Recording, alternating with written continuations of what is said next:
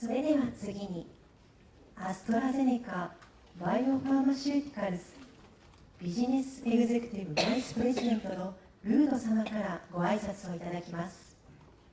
So good afternoon, everyone. And on behalf of AstraZeneca, it's a great pleasure for me to welcome you all for this, I think, very important symposium, Transform Care. This subject is very close, as a global pharmaceutical company, is very close to our heart. And the reason for that is simply in the next slide. If you see the numbers of people suffering from chronic diseases, the numbers are really staggering. As we speak today, more than 3 billion people in the world are suffering from chronic diseases, rare diseases and cancer.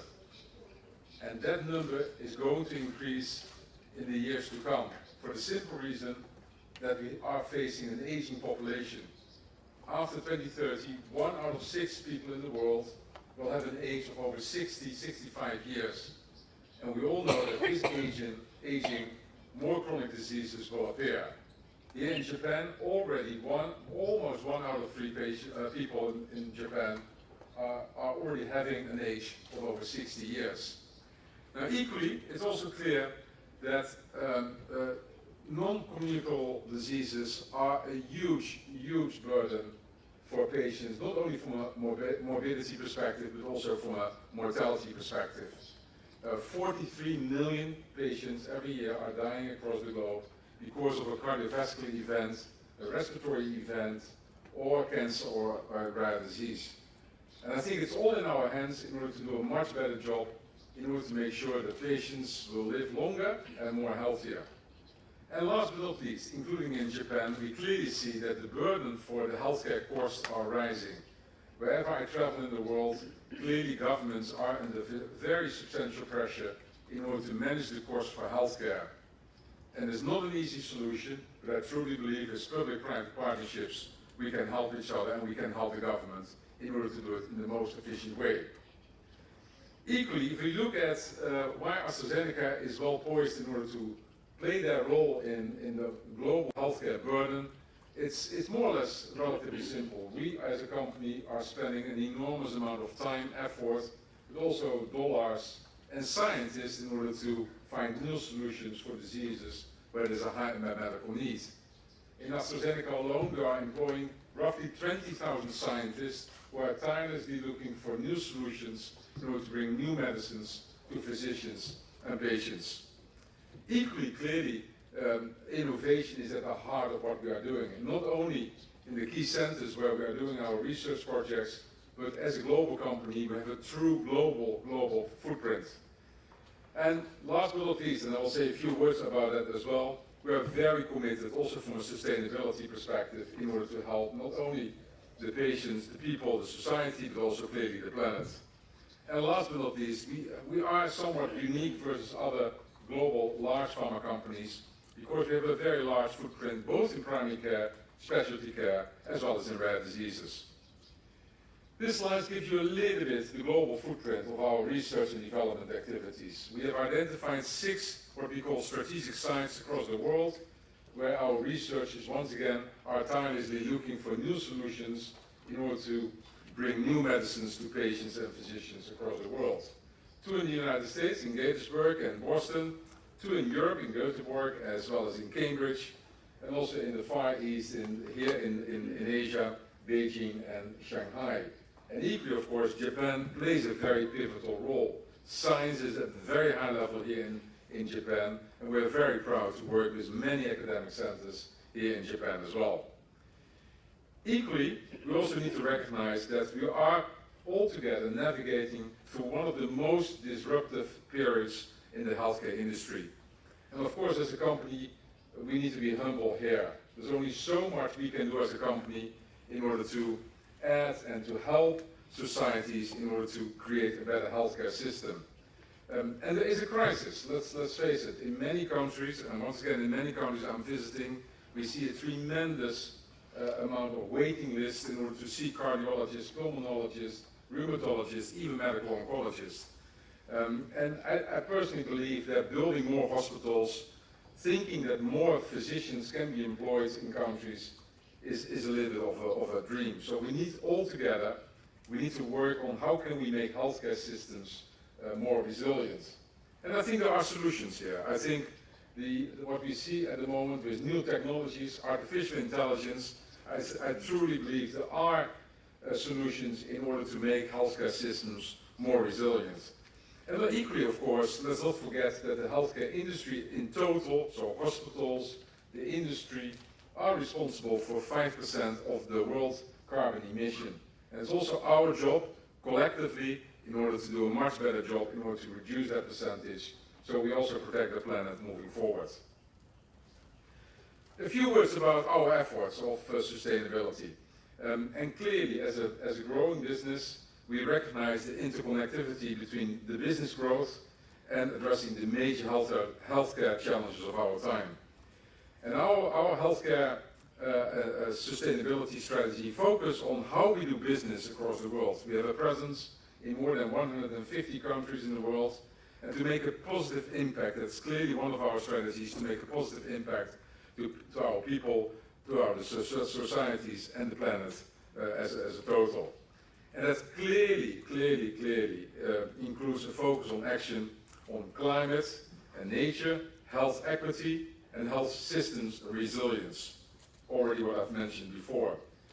But I also firmly believe that we cannot do that alone. We need to work together with important partners here in the room, as well as people listening in order to work together, all together, in order to create a more healthcare resilient system. And we believe that science, innovation and collaboration, we can achieve that. And that's also a big call out to all of you in order to help us, not only for the function you are representing, but also for all the people who are counting on us in order to do that. Last but not least, as a company, let's not forget why we are here day in, day out, why the researchers are doing what they are doing. This lady I met last year during the European Society of Cardiology. It's a young mother of 3 beautiful children, and she was suffering from hypertension for many years. Unfortunately, it was not recognized, and her hypertension led to a very serious decline of her kidney function.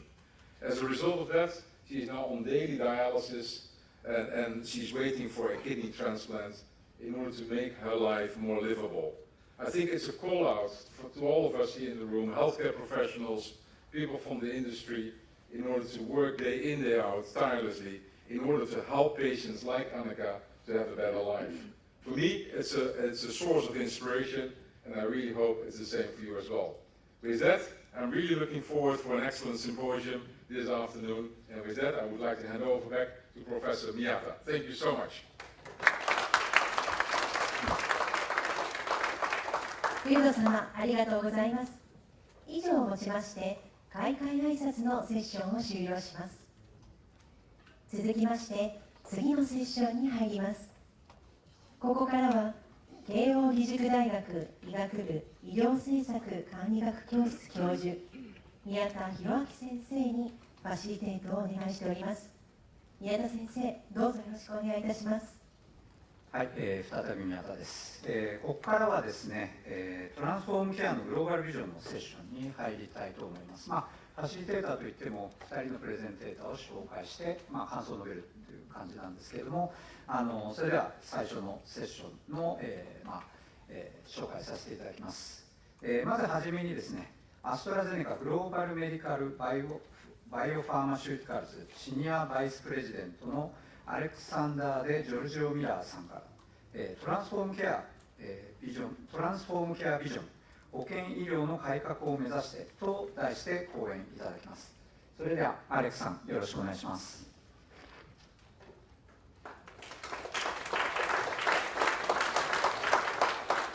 Thank you. Good afternoon, everyone. My name is Alex Di Giorgio. I'm the head of the medical organisation for AstraZeneca.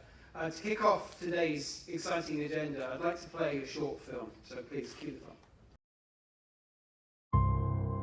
It was hard not knowing what was wrong.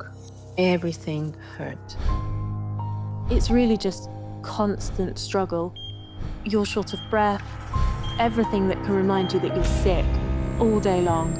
I have to grieve the loss of my old life because my life is not the way I imagined it would be.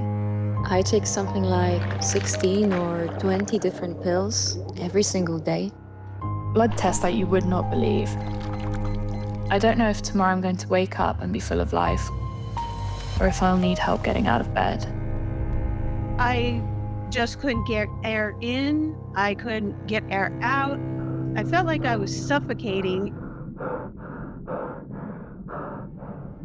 We're entering the greatest healthcare transformation in history. But the health systems of today are broken, fragmented. Every day, millions of people face the daunting task of navigating a confusing and disjointed system. Access to care is not equitable. Diagnosis comes too late. Treatment is delayed and suboptimal. Guidelines are not followed. Diseases worsen. We over-rely on emergency services. Cardiovascular, respiratory, and cancer-related deaths are on the rise. Health systems and governments know that something must be done. We are focused on key areas of healthcare delivery with the aim of transforming patient outcomes and reducing the extraordinary global burden of disease. Pharma must address all the multiple needs we have: diagnostic, combination therapy, patient identification, understanding the unmet medical need, monitoring of the patient, etc. The challenge is clear: to find, diagnose, and treat more patients earlier. For health systems to be more resilient with capacity to grow. Preventing disease progression and giving back years of life to millions more people. Together, in partnership, we will transform care.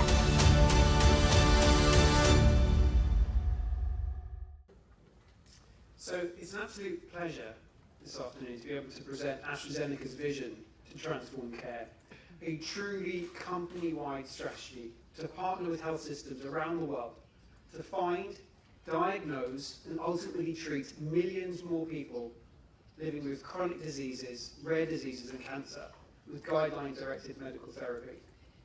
And this is a bold departure for how a pharmaceutical company would typically operate, going beyond bringing medicines to patients, but working with health systems to improve the speed and quality of care, working on the diseases that are having the biggest impact on society and our health systems today, and helping to build health system resilience and more capacity to treat millions more patients for generations to come. As Ruud very nicely showed, we are entering a really extraordinary period in healthcare. The burden of non-communicable diseases is on the rise. Over 3 billion people today living with chronic diseases. Over 1/3 have more than one disease. The burden of cardiovascular, respiratory, and cancer-related death is growing. These three causes of death alone account for 80% of the 43 million people that died last year from NCDs. Emergency services are becoming overloaded as a result of our reactive, hospital-based care model. And health inequality is growing. We're seeing disparate changes in how variations in care are manifesting. We're seeing that life expectancy between the least deprived and the most deprived in a single city can be a 10-year difference. So these are really extraordinary numbers, and as the video said, we all now appreciate that something must be done. Now, wherever we go and whoever we work with, we see the same three challenges to quality care delivery. Diagnosis is happening too late, and too often it's in the wrong setting. If you're living with heart failure today, 80% of those patients are diagnosed in the hospital, many after they've had their first event, and their disease is progressing irreversibly. We're seeing that we're not using preventative medicines, medicines that prevent disease progression and keep people out of hospital. It is very difficult to follow guidelines. A primary care doctor today has to follow around 100 different guidelines, some of which are updated 2 times a year. It's very, very difficult to practice evidence-based medicine. They need more help. And our care pathways are very fragmented. I think everyone in this room will have experienced the frustration of bouncing around between primary care and secondary care, not getting the specialist care that they need. Care pathways are rarely designed. They are existing services bolted together in a patchwork quilt, and patients are falling between the cracks. And what we see in every single country is this graph on the right, where there are tens of millions of patients who are not diagnosed, and tens of millions more who have a diagnosis but are not being treated with guideline-directed medical therapy. In fact, across all of our disease areas, it's very rare that you see more than 20 to 25% of patients receiving optimal therapy.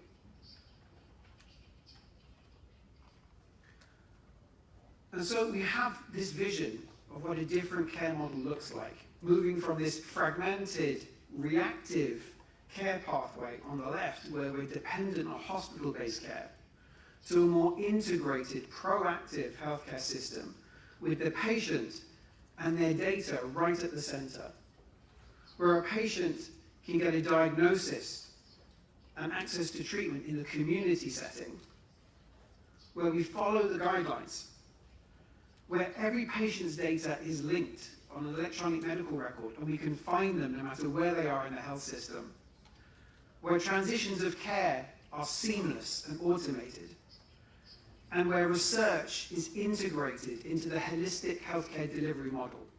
We know that health systems that provide more access to clinical research have better outcomes than health systems that don't. So if you see a specialist, how do we ensure you get access to guideline-directed therapy or access to innovation as part of a clinical trial? That is something we are incredibly passionate about at AstraZeneca. And I think one of the things that sets us apart as an organization, as Ruud alluded to, is the breadth of diseases that we are bringing this ambition and vision to. These are the diseases that are having the biggest impact on our health systems today. Asthma, COPD, heart failure, chronic kidney disease, hypertension, cancer. They account for about 60% of all hospitalizations today. And so it's with this disease expertise in mind that we have an ambition to partner with health systems around the world to find, diagnose, and treat 25 million more patients by 2030, reducing disease progression, hospitalizations, and premature death, and bringing millions of patients years of life. Now, we do not have limitless resources, so we need to be smart about where we deploy them. And so we've decided to focus on 4 key areas of healthcare delivery that we believe we bring unique expertise. The first is proactive screening and diagnosis, bringing access to simple, affordable diagnostics in the community setting, and enabling electronic medical records to find patients at risk and to pull those patients in for review. The second is guideline adoption at the practice level, actually supporting healthcare professionals to follow the guidelines. We're deploying large-scale quality improvement programs across many countries, hundreds of hospitals and general practices, to help healthcare professionals follow a guideline and to demonstrate in partnership through evidence the value of following the guideline. And we're bringing clinical decision support tools to help physicians to make the right decisions around which treatments to use. We are advancing specialist care pathways in 3 ways.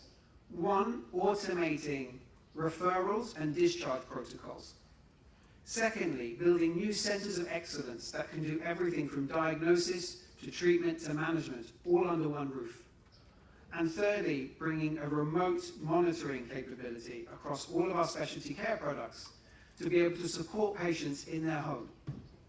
And then finally, and perhaps most importantly, innovative health policy reform, bringing you guideline incentives, funding, and infrastructure to make sure that health systems are able to fund these initiatives sustainably so that they continue long after we've gone. And at AstraZeneca, we've been working on this strategy for about 2 years, and I'm delighted to say we've already had tremendous progress. In 2024 alone, we initiated over 200 bespoke partnerships across 50 different countries. And our initiatives with the health systems have enabled us to impact the care of 23 million people, 7 million of which were given a new guideline-directed medicine. We've reduced hospitalizations, we've reduced the number of deaths, we've reduced health system carbon footprint, we've diagnosed patients earlier, better outcomes for patients, better outcomes for the health systems. And beyond the work that we've been doing across countries and across diseases, the other thing I'm really proud of is the impact that we've had across the entire patient journey. From the work we've done in the primary care setting, like in this example in the UK, in chronic kidney disease, through specialty care in diseases like severe asthma and in cancer, through building centers of excellence, through supporting building integrated care pathways across primary and secondary care, and by building this bespoke home care service to improve the lives of patients and manage them entirely from the home. Now, given today's agenda around transforming care in Japan and the particular focus on COPD, I wanted to focus on 3 key examples on that previous slide that are directly applicable to this agenda. The first is the example in Canada, building an integrated care pathway across primary and secondary care. The Ontario government in Canada had a very similar agenda to the Japan government through Health Japan 21 and Honobuto, which is to say, how do we reduce the burden of COPD on their health system? And we worked with them to create a seamless pathway between primary and secondary care to identify their high-risk patients. We provided certified case managers to assess those patients and make a recommendation to the treating physician. And the treating physician finally made the decision to change background therapy. And what we saw over a 2-year period was a 71% reduction in hospitalizations, a 61% reduction in major cardiovascular events, saving 25,000 hospital bed days and over $30 million in healthcare resources. And after that first 20,000 or so COPD patients, we started to include lung cancer as another disease area to include in that screening process. And of the first 1,000 COPD patients, over 80% of those were diagnosed in stage 1 or 2, which is a 48% stage shift. So really quite remarkable outcomes in Canada. The second example is a quality improvement program in the US, also in cancer, working with 32 community-based oncology practices. Again, a similar process helping them to find at-risk patients, supporting clinical decision-making, and very importantly, providing evidence support to measure the impact of the work that we've done in partnership. This resulted in a 27% increase in the testing rate using advanced diagnostics, and a 20% increase in the number of patients treated with a precision medicine. And then finally, an example in China, where we were working with the Chinese health system with cardiologists to build 1,500 new centers of excellence to manage type 2 diabetic patients at risk of cardiorenal complications. In the space of 2 years, they are now managing over 3 million patients on optimal guideline-directed medical therapy. Over half of those patients' diabetes are now well controlled, and last year alone, there was a 35% reduction in the number of new onset CKD cases. So the message I want to take from this is each of these initiatives are very scalable from disease to disease and health system to health system.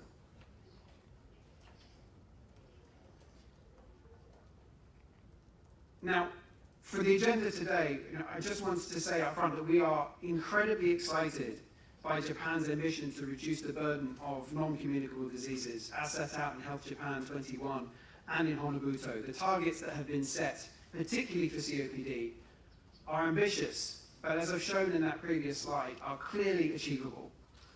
We are fully aligned and deeply committed to supporting your agenda to increase healthy life expectancy, to improve sustainability, and to increase access to innovation. I very much look forward to a very exciting session this afternoon, which I hope is just the start of the conversation. and the beginning of a fruitful partnership between the government, the clinical community, and AstraZeneca to improve care for patients in Japan. And so, to summarize, I hope you share our bold ambition to transform care. As Ruud said, the whole agenda is powered by innovation and disease prevention.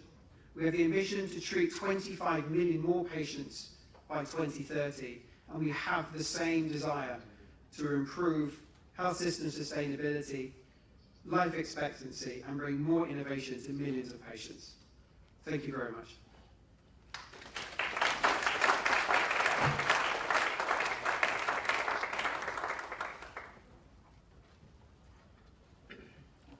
アレックさん、ありがとうございました。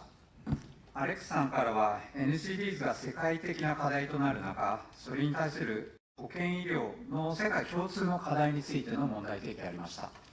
で、実はこのプレゼンテーションとこうするようにですね、私たちが作っているこのパビリオンを軸とした万博体験もあります。リングの上をもうすでに歩かれた方、どれぐらいいらっしゃいますか？結構ですね。はい。で、静けさの森、そしてその中にベターコービングというパビリオンがあるんですが、これはどういう構造になっているのか、全ては表明しているんですね。リングの上を歩くと、その中に世界各国のパビリオンが、小さな地球のようにひしめいているんですね。そしてその向こうに瀬戸内海や外の世界が広がっている。未来に、世界の人たちと一緒に直面している。で、それは時に輝かしい可能性でもあり、共通の課題でもあるということです。で、そしてその静けさの森には何が表現されているか。生態系、世界とのつながりとともにですね、そこに未来の問い、今回のテーマウィークに対応したさまざまなアートがあるんですね。で、つまりそれは単に危機を共有するということだけではなくて、この課題解決というものに対してどう向き合っていくのか。アートというのは単にこの問い、答えをきれいに見せるということではなくて、問いを立ち上げる一つの具体装置なんですね。で、まさに今、お話しいただいたプライマリケア、専門医、メドテック、病院、研究、そういった各分野の能動的な統合的医療の仕組みというのは、我々が目指すベターコービング、共に未来に向き合う中でですね、一緒に歩んでいく、そういったこのコンセプトとも重なり合うものだと感じています。で、そして次の、プレゼンテーションは、アストラゼネカグローバルポリシーアドボカシーヘルスイクイティバイスプレジデントの、ステファン・ウィーバーさんから、いただきます。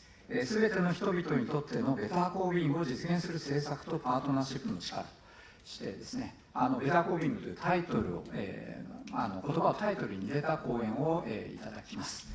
それではステファンさん、よろしくお願いします。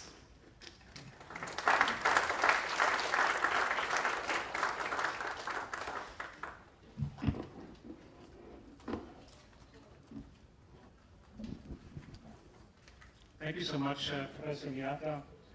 Dear guests and colleagues, I'd like to speak to you about public health policies and the role that it plays to transform healthcare systems, as you heard from Alex Miller before and from Ruth. Public health policies have the potential to save millions of lives, more than any individual physician or any medical specialty can. But in the absence of public health policies which are strong and which are implemented, patients will continue to be diagnosed and treated too late with poor outcomes and with costs that are way too high for the healthcare system and really bring healthcare systems to the brink of unsustainability. I will talk to you about COPD, chronic obstructive pulmonary disease, over the next 10 minutes, because I think it's a fantastic example of a disease where all the tools exist to make sure that patients do not have to go to the hospital, to make sure that patients have a better quality of life and a longer survival. The tools exist, but the implementation is what is weak. And that is where policy reforms are needed and will add a lot of value. I know there are many healthcare leaders in this room and a lot of experienced physicians, and I look forward to discussing this with you and with other international experts that will join us later in this session later today. I'm Stefan Weber, and I lead global policy, advocacy, and health equity in AstraZeneca.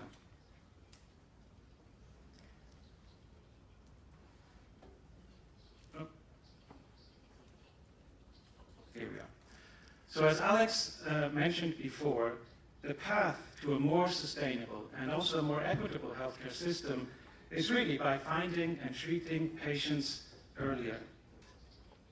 That's not how health systems work today. As you know, most of the times, the healthcare system is more passive. It's ready, but it's waiting for the patient to present at the physician office or in the hospital. This is why, in our framework of transforming healthcare, policies are so important, that shift in the healthcare system to earlier action, to earlier detection, earlier treatment is made.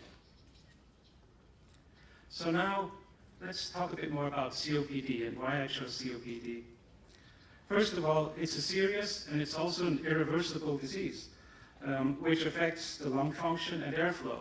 Also, patients with COPD, they have a lot of comorbidities, other risk factors for heart disease and other diseases.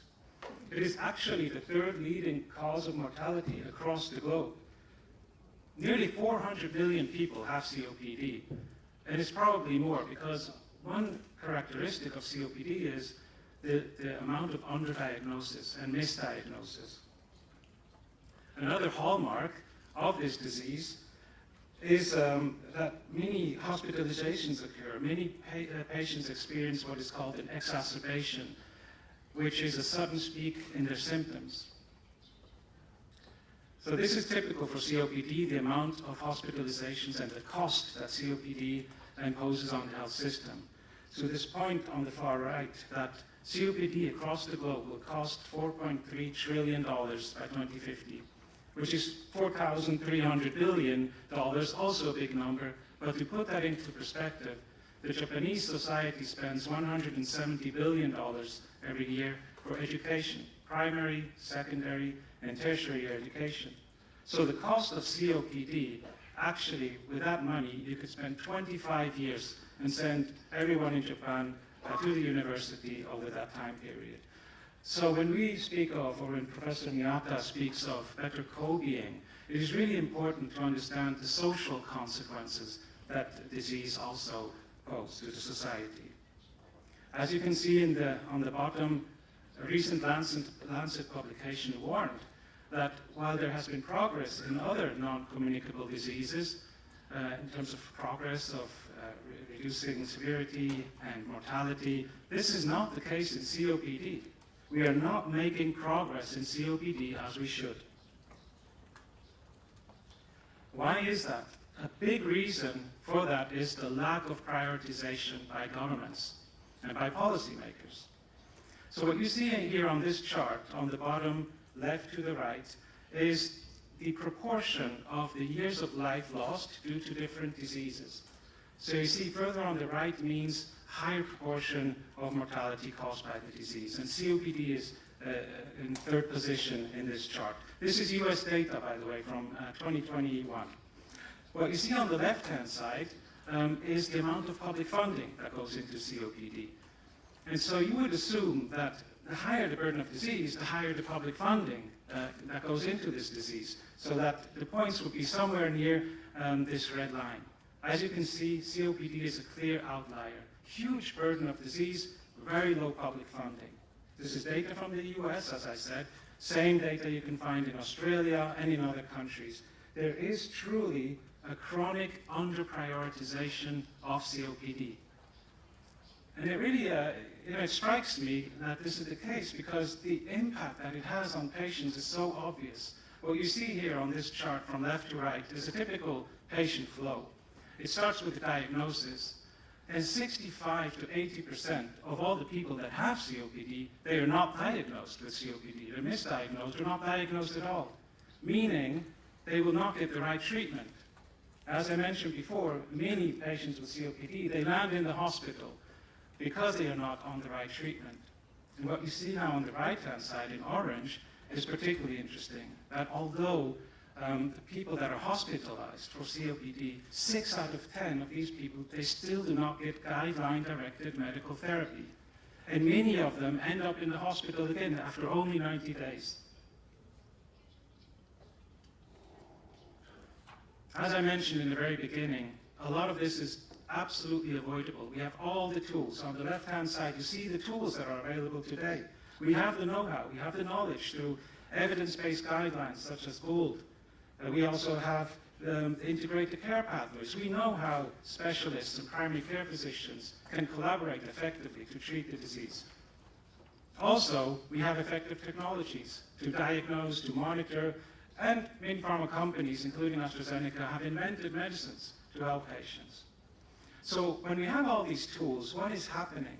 And what typically happens in health systems, it takes almost 20 years to implement a new medical standard or intervention across the population. 17 years on average. We do not have 20 years more. I showed you the huge cost of COPD, so I know you're thinking we do not have 20 years in Japan to implement the treatment guidelines. And this is where policy reform comes in and where it is needed, to make sure that we can accelerate the implementation of these policies. I spoke about policies now a few times. In my mother tongue, German, the word doesn't even exist. So I want to just take a moment to explain a few of the key characteristics of good policies. First of all, political will, clear goals, incentives for changed behavior. It also includes funding, human resources, monetary resources that are provided to implement these guidelines.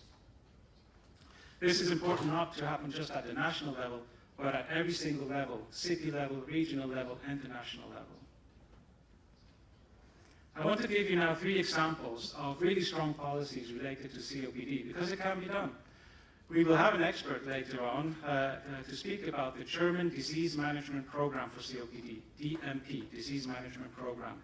20 years ago, Germany said, we have to take control of this disease. So what the Germans did, they developed a plan how they will treat disease at the national level. They also developed 12 performance indicators that they want to measure to see if they are on track in getting good grips of COPD. The first 2 indicators clearly show that they are focused on keeping patients out of the hospital. One indicator is low exacerbations. The other indicator is low amount of avoidable interventions. Clearly shows the preventative approach the Germans are taking. They also changed rules and regulations. They made sure that primary care physicians can prescribe COPD. Before it was only the specialists. And they made sure that this can happen across the country, providing resources, providing funding. So it costs more. Yes, they spend more, but you can see the outcomes. They reduced mortality, they reduced hospitalizations. Alex already spoke about Canada, which is a different approach. I call it the bottom-up approach. Germany from the top down implementation, in Canada from the bottom up, because it originated in a province, in Ontario, a prefecture in Japan. And what they did, they focused on the people at the highest risk of being hospitalized. And in Ontario, those are the people that live in remote areas, and it's the people that have low socioeconomic status, that they are poorer than the others. More than 50% of COPD is in those people, and they are difficult to reach. So what Ontario did, they created new roles, respiratory educators, to go into those communities, educate about COPD, and make sure that these people are on the right treatments. So it's a different approach with amazing outcomes. You can see minus 51% hospitalizations only after 1 year. Lastly is an example from China, which I call the bottom-up and top-down approach, a mixture of Germany and what I showed you about Canada. Because what China did, only last year, it integrated COPD into their national public health program. Only one disease made it into this program, which then provides nationwide implementation. Over 100 other diseases applied for inclusion, but COPD made it because policymakers understood the amount of human burden that is caused by COPD, but also financial burden. So through programs in the cities, in different cities in China, where different care models were implemented, they were able to show that every dollar that they invested into better COPD care through primary care physicians returned $6. So ROI, a return of investment of 600%. So while COPD costs a lot to implement, the societal returns are tremendous as well. So I hope through these examples, I was able to demonstrate the power of policy reform to unlock huge societal benefits.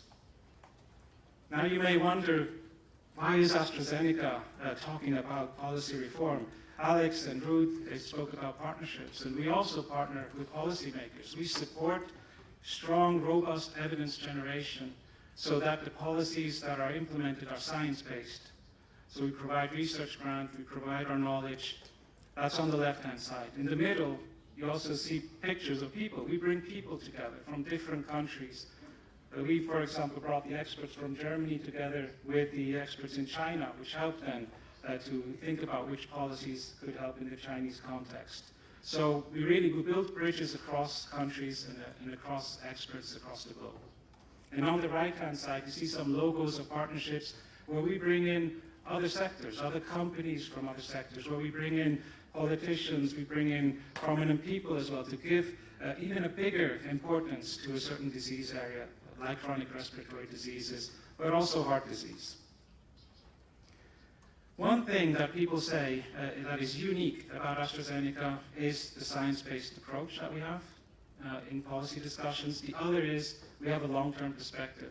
Many policymakers, they're concerned about the next 6 to 24 months. AstraZeneca, our time frame is 6 to 24 years. We have a very long-term perspective because we make big investment decisions in which therapy areas we want to be.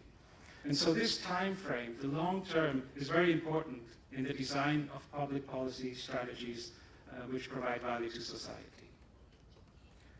I'm now on my last slide, and I want to bring my talk to a close with what I believe are the key success factors for public health policies.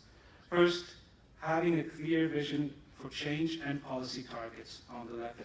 Second, evidence-based intervention, that this work is done in a science-based manner based on local data. Third, having sufficient funding.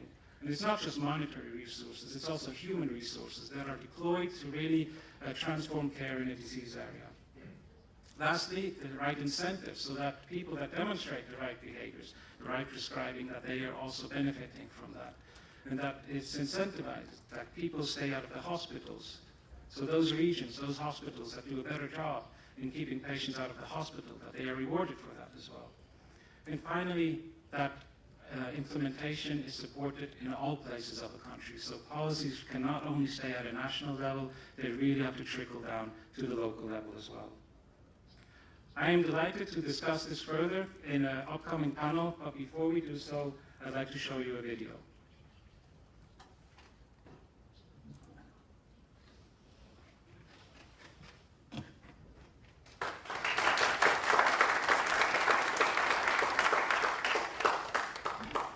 ステファンさん、ありがとうございました。ステファンさんからですね、COPD にフォーカスして世界的な課題を、にどう立ち向かうのか、そういったこのパートナーシップの中で、医療政策を変えていったことがCOPD そのものの政策の転機につながっていったという、非常に力強い事例をご紹介いただきました。でステファンさんとは実は2021年のですねドバイ万博のテーマウィークでもご一緒して、その時に私たちが提案したベターコービングに非常に共感いただきました。でそしてそれが今まさにこういったパビリオン、そして万博の場で実現していることを彼も非常にとてもポジティブに先ほどお話をいただきましたが、実は今お話しいただいた内容もこのパビリオンの体験に非常につながっているんですね。で先ほどは世界的な課題、このビジョンをいかに共有するかという話だったんですが、このベターコービングパビリオンの中、屋根も、壁もない、つながっている、つながらざるを得ない世界を象徴するこのパビリオンの中で、重要な体験として虹を立ち上げるというものがあります。で虹っていうものを共に作るのはですね、やはりこのパートナーシップ、先ほど紹介いただいたものが必要なんですね。風を読んで、そして雨を降らせて、その雨がどこに降ってくるのか、そして太陽が差し込む方向というものをみんなで探して一緒に見つけていくというこのプロセス、通常気象というのをなかなか作り得ないんですが、これを共に立ち上げるということが、ポジティブな未来を共に作るという、一つの象徴でもあるんですね。でベターコービングというのはまさに今ステファンさんにご紹介いただいたこのパートナーシップによって未来を作っていくというプロセスでもあり、そしてこれがまた他の領域ですね、 COPD だけではない他の NCDs にも広がっていく、こういった話に本当に共鳴いたしました。今お二人からですね、トランスフォームケアの必要性、そしてそれを実現するための保健医療政策のパートナーシップの重要性にお話をいただき、それがいかに今回の万博のパビリオンともつながっているかということをお話しさせていただきました。そしてこの議論がですね、この後のパネルディスカッション、そしてジャパンパートでの議論の参考にもなっていくんじゃないかなと思います。以上でトランスフォームケアのグローバルビジョン、このセッションを終了したいと思います。皆さんご清聴ありがとうございました。宮田先生、ありがとうございました。ここからはアストラゼネカグローバルポリシーアドボカシーヘルスイクイティバイスプレジデントのステファン・ウェーバー氏にファシリテートをお願いし、宮田先生にはパネリストとして引き続きご登壇いただきます。どうぞよろしくお願いいたします。Thank you so much. So now we have the pleasure of 4 experts across the globe joining us. So I just want to make sure if the technology is working for this session. Do we have our guest speakers with us? Can you bring them up already?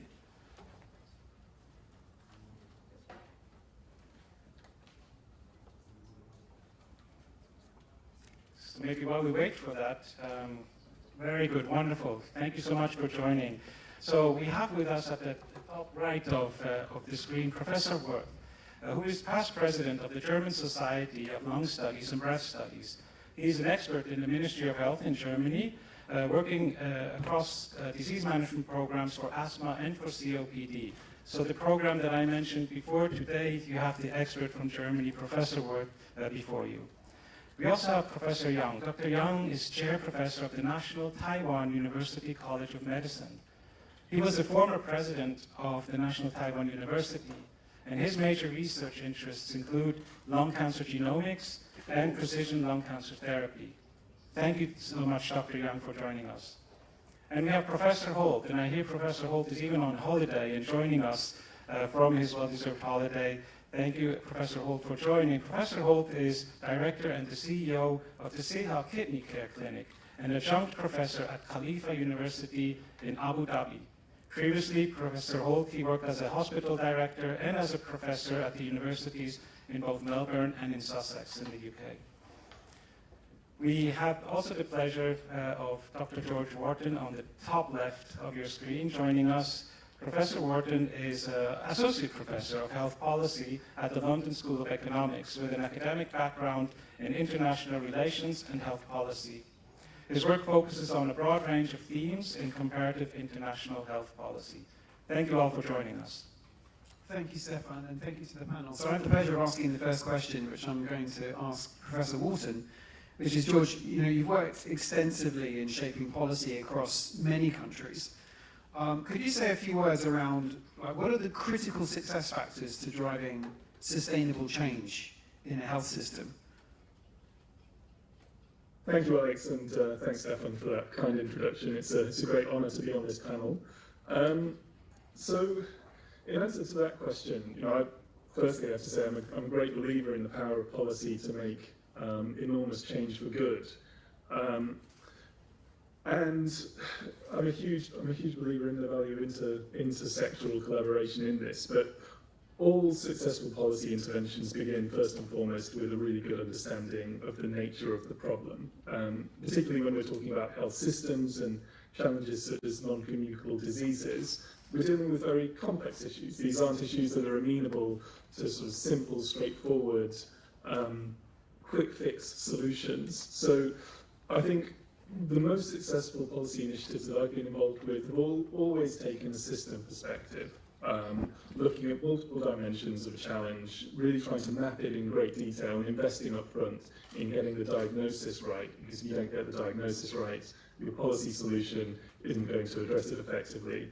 A really good example of this kind of systems approach is the work that we've done with AstraZeneca and with Professor Miyata and his group at Keio University on the Partnership for Health Systems Sustainability and Resilience, because what we do is take a very holistic view of a health system and its challenges and try to identify ways in which a multi-dimensional approach can tackle these challenges. So that's the first thing, getting a really detailed understanding of the problem. The next thing, of course, is you need the right policy solution. And clearly, you begin with the evidence, what has worked, what can work, and here you can often take lessons from elsewhere, but it's vital that policy solutions are sort of contextually adapted. And something that I think I would reflect on is that generally, obviously you need strong leadership, you need clear direction, but when it comes to health systems, top-down administrative fixes are seldom successful, and neither can you just leave it to the market, right? So you need intelligent design of policy solutions, and healthcare is an interesting sector. It's very professionally driven, of course. Reform is not something that can be done to a health system. It has to be done very much with the health system, and that means that you need to engage stakeholders right through the system, right through to the front line, and also across sectors. So you've got a problem, the problem is recognised and understood, you've got a policy solution, then of course you need to get your policy solution adopted and actually implemented, and here is where the politics comes in. Health systems are very political, health policy is rightly political, it's important for accountability. And the most effective policy solutions always have really strong political support and sustained political support.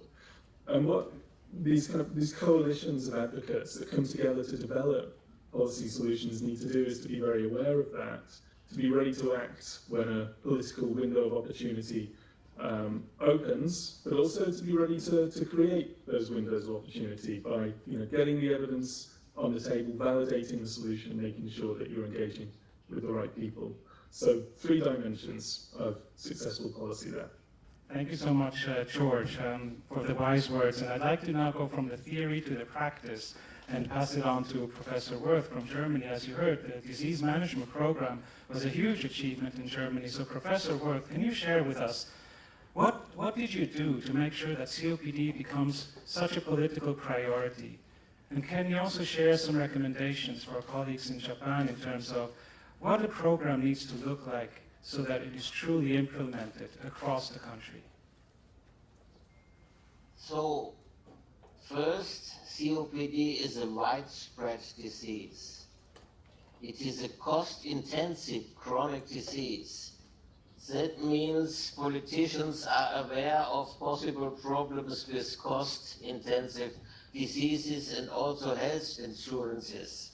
And there was a disbalance between health insurances who pay for healthy workers and also health insurances who pay for the overall population, and to compensate that and to improve the management of COPD patients, the German COPD disease management program was founded, and we started with work to create a guideline for the disease management program in about 2000.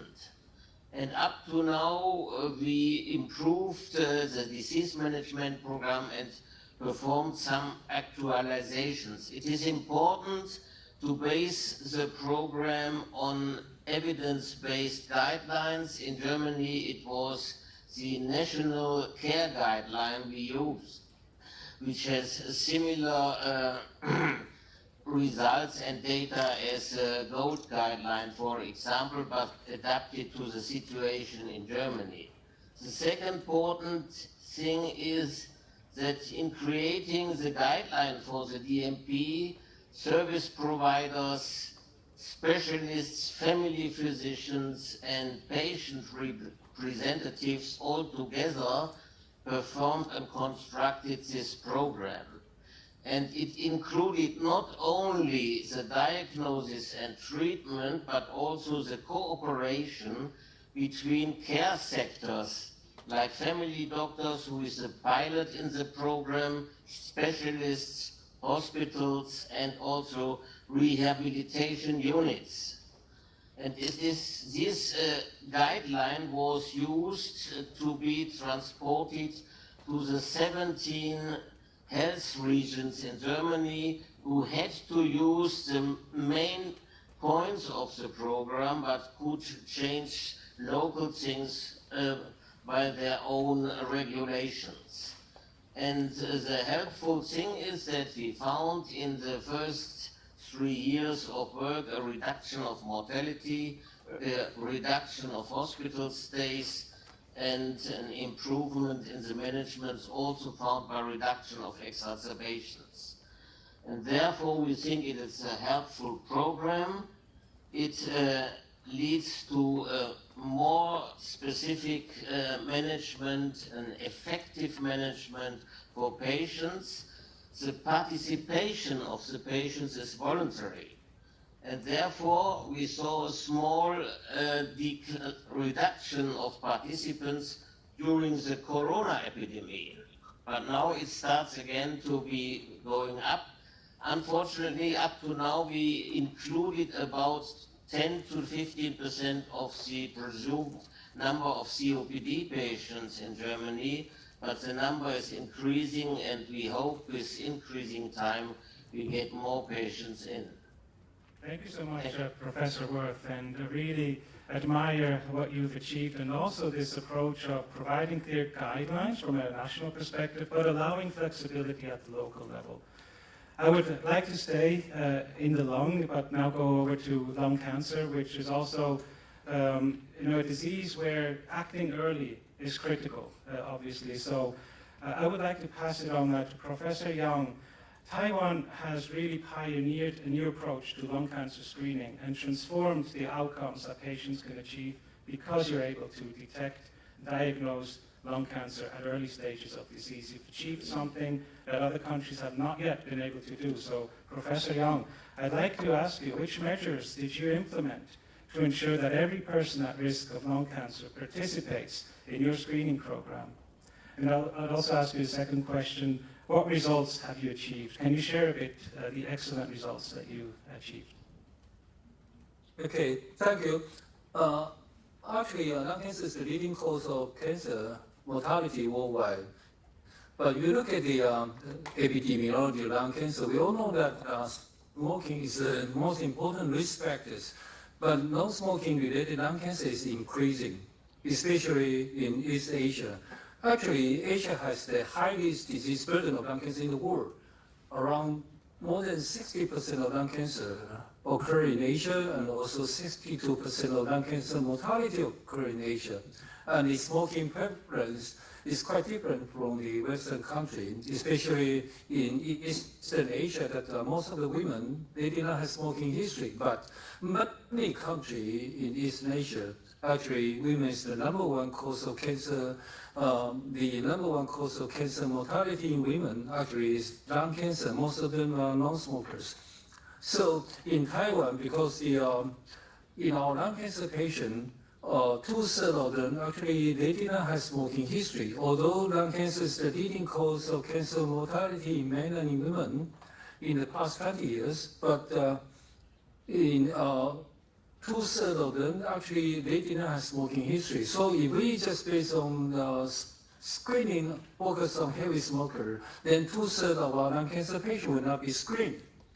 So based on our previous talent study, we found that it's possible that we are able to identify the risk factors for non-smokers, especially those with family history of lung cancer. We are able to perform those CT screening.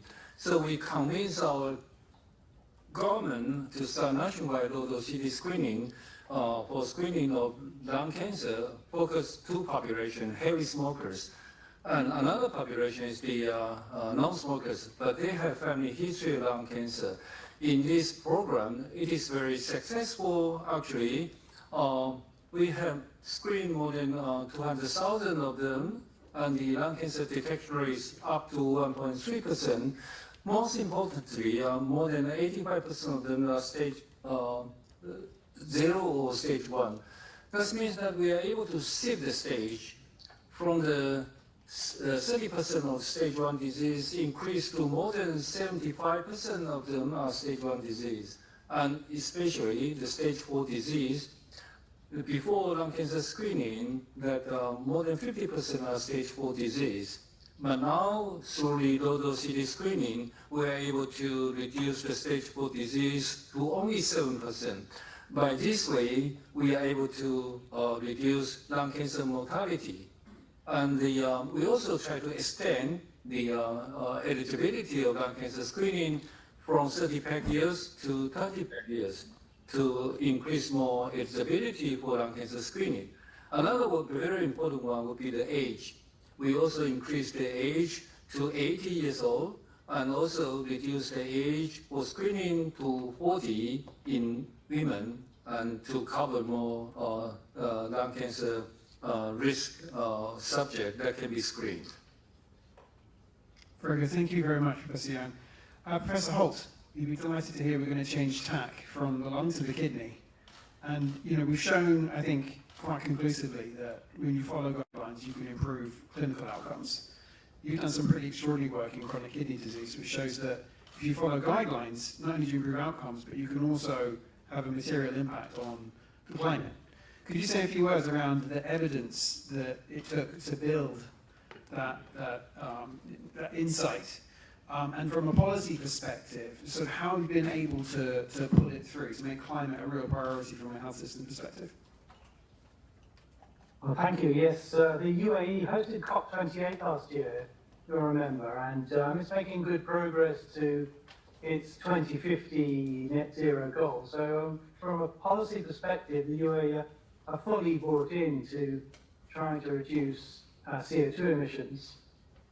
And healthcare is responsible for a large amount of CO2 emissions. And particularly nephrology and kidney care is particularly resource intensive.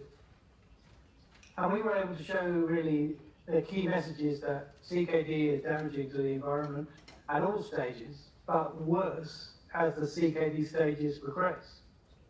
With the highest CKD stages, those people who are on dialysis, hemodialysis in particular, accounting for almost 7 times the CO2 emissions of the earlier stages.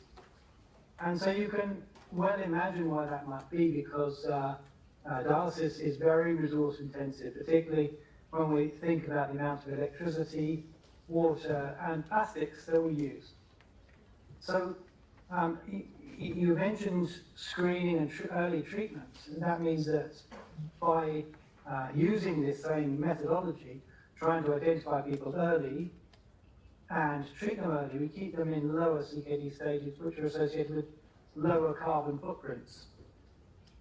Of course, the other strategies, which are of course all in line with good patient care as well, are to transplant more patients, because again, the CO2 emissions for kidney transplantation are a lot lower than those for dialysis. And in fact, in 2023, the UAE won an award for the fastest growing deceased organ retrieval program in the world, which really speaks to the fact that the government are backing up these efforts to try and reduce carbon emissions. We're very fortunate to have a lot of water reuse strategies within our dialysis facilities. We use a lot of water within our reverse osmosis machines, which produce the ultra-pure water for our dialysis machines. And 90% of that is often thrown away. And we've been reusing that for grey water uses and irrigation. We have solar hot water, and we're increasing the solar photovoltaics on all of our buildings now. And there's an aim to have in the UAE by 2030 something like 19 gigawatts of power, which is about 30% of all power being produced by renewables by 2030. So there's a real push to try and get more renewables within our service, and particularly in nephrology. We also plans to reprocess plastic waste on site, which has a number of advantages. And although we need some more work, and I know that there's a lot of work being done worldwide, we need to work on repurposing plastics after sterilization and recycling it. But we've also had to look at changes in the law and regulation, because currently, at least in the UAE, the regulation is that all contaminated medical waste needs to be incinerated. So there's still work to be done, and this is sort of ongoing. The other things that a lot of people have been doing worldwide is looking at using more remote care with computer links to reduce carbon emissions by travel, which we found to be a large part of some of the carbon emissions associated with treating any chronic disease, really, particularly in visits to hospitals and other places. So there's some really exciting projects happening, particularly in our part of the world, both in terms of reducing carbon emissions, but also in carbon capture with rewilding coastal areas and things. And all of these, of course, need to be financially sustainable, and there are good business cases that drive all of these things. And so the key message really is that these environmentally friendly policies are all financially sustainable, and that means that they should be very applicable very widely. Thank you so much. Really inspiring examples which show you in your respective fields have all supported a transition to acting earlier on non-communicable diseases with a huge positive impact on people's lives, on the economy, but then also on the environment. How inspirational was it to hear those examples? And I think it's fitting now to come to you, Professor Miyata, for the last question on this panel. And I'd like to ask you, which lessons do you draw from the different examples that we've heard in this panel and previous presentations? And where do you see the biggest opportunities to more effectively treat non-communicable diseases in Japan? Thank you. We have a huge opportunity to transform the course of NCDs in Japan. This is essential if we want to achieve the reality of healthy aging for all. And NCDs make up 87% of Japan's deaths, and the decline in major mortality from major NCDs has showed over recent years. And there's also clear evidence, you already mentioned, that acting early, as we have heard from previous speakers, and adopting an integrated care approach will save lives and cost. For example, for COPD, which caused 1.0% of Japan's deaths in 2023, improved follow-up post-hospitalization could save 736 million in total lifetime cost, and improved approach to integrated disease management could save over 1 billion lifetime total cost, and both would also save lives. So I think COPD is a quite important prototype for Japan, because we can many room for improved treatment, and also there is many room for improvement for the early detection. That's made a great sense for Japan. And also that Japan is already hyper-aging society. It's a mirror of the world. So other advanced countries, or also the global south countries may become the hyper-aging society soon. So we can solve the problem. It might be the good evidence for the other world. Thank you. Very good, thank you so much. So sadly we're out of time. Firstly, just say thank you so much to the panel and to Professor Miyata. Just to attempt to summarize what we've heard today, I think it's clear that the burden of non-communicable diseases is really taking a great toll on the world, on patients, on health systems, and on the climate. I think clearly we all have a very critical role to play in terms of thinking differently about how health systems need to set themselves up to proactively identify at-risk patients earlier and to treat them earlier in the community setting. I think if there were three takeaways, the first is clearly, number one, is evidence. I mean, I'm sure Professor Miyata would agree that we need access to more accurate epidemiology data, but also live real-world data from the health system itself. The second, I would say, is around how do we integrate primary and secondary care pathways so that they are working together as one. We find ways to protocolize it so that we can find these patients and make sure they get access to the medicines that they need. And I think in the longer term, I would say, as far as Health Japan 21 and Hondabuto is concerned, and particularly with regards to COPD, we need to democratize access to simple and affordable community-based diagnostics so that we can diagnose patients earlier and treat them earlier and prevent disease progression and keep them out of hospital. Is that a fair summary, my fellow co-hosts? Good. Well, in that case, it just leaves me to say thank you so much again to the panel and thank you to all of you for coming. Thank you. ご登壇いただきました宮田先生、ステファン氏、アレックス氏、そしてオンラインでご出演いただいた皆様、ありがとうございました。